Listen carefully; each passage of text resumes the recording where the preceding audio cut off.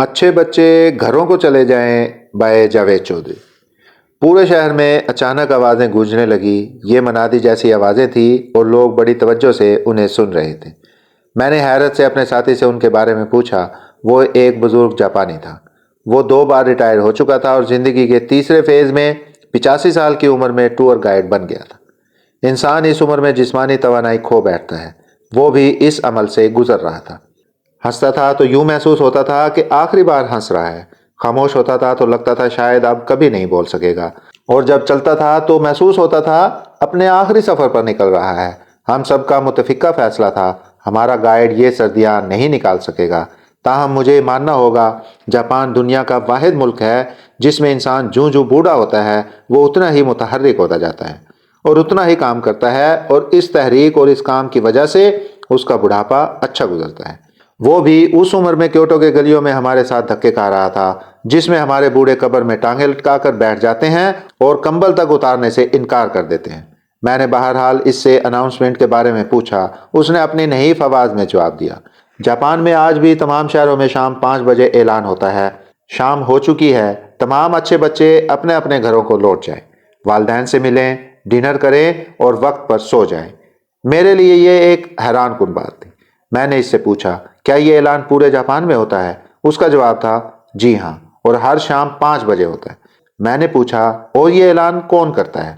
उसका जवाब था, सिटी काउंसलर करती है। मेरा अगला सवाल था, क्या नौजवान इस ऐलान पर अमल करते हैं? उसने पोपले मुंह से जवाब दिया, हाँ, 90% बच्चे ऐलान के बाद अपने घरों को लौट जाते हैं, वालदैन को मिलते हैं, खाना खाते हैं और रात 8 बजे सो जाते हैं। मैं हैरत से उसे देखने लगा। ये बात 2023 के आखिर में अजीब महसूस होती है। आज के मॉडर्न दौर में दुनिया में एक ऐसा मुल्क है जिसमें बाकायदा लाउड स्पीकर पर ऐलान होता है और ये ऐलान सुनकर 15 साल तक के बच्चे घरों को लौट जाते हैं, और वो दुनिया के तरक्की याफ्ता तरीन मुल्कों में शुमार भी होता है। मगर जापान वो मुल्क है।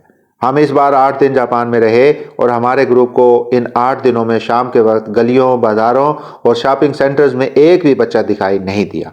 15 साल तक के बच्चे शाम 5 बजे के बाद अपने घरों को लौट जाते हैं। ये वालदैन के साथ शॉपिंग और डिनर्स के लिए भी बाहर नहीं निकलते, ताहम वीकेंड्स पर यह सख्ती नरम हो जाती है। बच्चे वालदैन के साथ शॉपिंग भी करते हैं और रेस्तोरां में डिनर भी।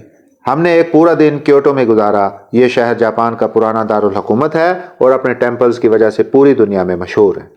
इसकी पुरानी पथरीली गलियां, ओल्ड जापानी स्टाइल की इमारतें, रिवायती चाय खाने और जापान के मखसूस लिबास में मलबूस औरतें, ये मनाजिर आपको 1000 साल पीछे ले जाते हैं। ये शहर अपने टेम्पल्स की वजह से पूरे जापान में मुकद्दस समझा जाता है। लिहाजा यहाँ रोज़ाना लाख के करीब ज़ायरीन और सयाह आते हैं, मगर आपको किसी सड़क, किसी गली में तिनका तक दिखाई नहीं देता।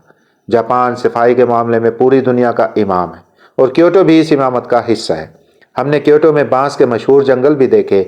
40-40 फीट ऊंचे बांसों के दरमियान से ट्रेन गुजरती है और इसकी आवाज़ दिल को हिला कर रख देती है। हमें क्योटो का गोल्डन टेम्पल देखने का इत्तफाक भी हुआ। पानी की खंदक के दरमियान सोने से बना हुआ एक मंदिर था और लोग इसकी तरफ देखकर हाथ जोड़कर झुकते थे और महात्मा से मांगते थे। जापान में 90% टेम्पल्स में दाखिले की फीस है। इस रकम से टेम्पल्स का इंतजाम चलता है। हर टेम्पल में फाल निकालने का कदीम सिस्टम भी है। ये एक दिलचस्प तरीका है। दीवार के साथ शेल्फों में रैक्स लगे हैं, इनमें छपे हुए कागज रखे हैं। मेज पर लोहे का जार पड़ा है और इसमें लकड़ी की फिट लंबी डंडियां हैं। आप मनी बॉक्स में 100 यन डालें, लोहे के जार को हिलाएं, इसमें से एक डंडी निकालें, डंडी पर एक नंबर लिखा होगा। आप उस नंबर को रैक के साथ मैच करें, अपना कागज या कार्ड निकालें और आपका मुकद्दर आपके हाथ में होगा। जापानी लोग इस फाल पर बहुत यकीन रखते हैं। हमने भी फाल निकाली, लेकिन मज़ा नहीं आया क्योंकि कागज़ पर जनरल इन्फॉर्मेशन थी और ये इन्फॉर्मेशन किसी भी शख्स पर पूरी उतर सकती है। पूरे मुल्क में टेम्पल्स के सामने लोहे के बड़े बड़े ड्रमों में खुशबूदार लकड़ियां और अगरबत्तियों का बुरादा जलाया जाता है और लोग हाथों से उसका धुआं अपने जिस्म की तरफ धकेल कर टेम्पल में दाखिल होते हैं। ये लोग वुजू भी दिलचस्प तरीके से करते हैं। टेम्पल्स के सामने पानी के हौज होते हैं, उनमें बांस के लंबे से पव्वे होते हैं और ये पव्वे हमारे चाय के पव्वों की तरह होते हैं, लेकिन उनके हाथों में पकड़ने वाली डंडियां लंबी होती हैं। ये लोग पव्वों के जरिए हौज से पानी निकालते हैं, हाथ धोते हैं और उसके बाद दुआ करते हैं। टेम्पल्स के सामने पुरानी अशिया की मार्केटें भी लगती हैं, आप वहां से सोवेनियर्स खरीद सकते हैं। जापान में पूरे मुल्क में रेट फिक्स होते हैं और किसी किस्म का भाव ताव नहीं होता। दुकानदार अशिया पर लगी चिट के मुताबिक रकम लेगा और बस। دوسرا آپ کوئی چیز ایئرپورٹ سے لیں یا پھر کسی دور دراز گاؤں سے، دونوں کا ریٹ ایک ہوگا۔ مقام اور فاصلے کی تبدیلی سے نرخ تبدیل نہیں ہوتے۔ جاپان میں 4 عادتیں کامن ہیں۔ 99% جاپانی ایماندار ہیں، یہ جھوٹ بولیں گے اور نہ آپ سے فراڈ کریں گے۔ وقت کے انتہائی پابند ہیں، یہ اگر کسی آفت یا ایکسیڈنٹ کی وجہ سے لیٹ ہو جائیں تو شدید ڈپریشن میں چلے جاتے ہیں اور باقاعدہ اونچی آواز میں رونا شروع کر دیتے ہیں۔ انتہا درجے کے عاجز اور منکسر المزاج ہیں۔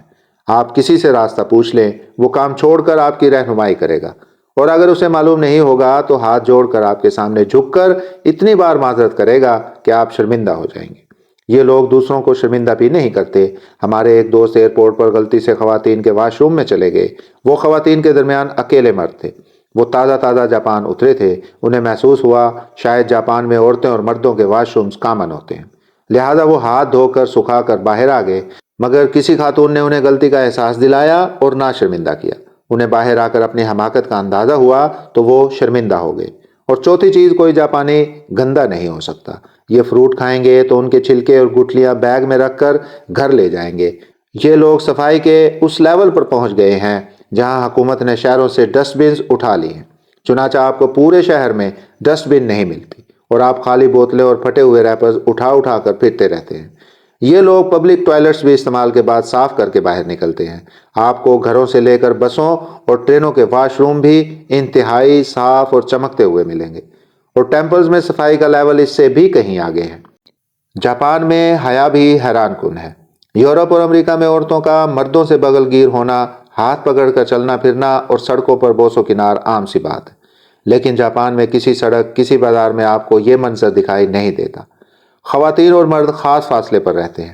آنکھوں میں آنکھیں ڈالنا بھی مایوب سمجھا جاتا ہے۔ آپ کو ہر جگہ عورتیں کام کرتی دکھائی دیتی ہیں۔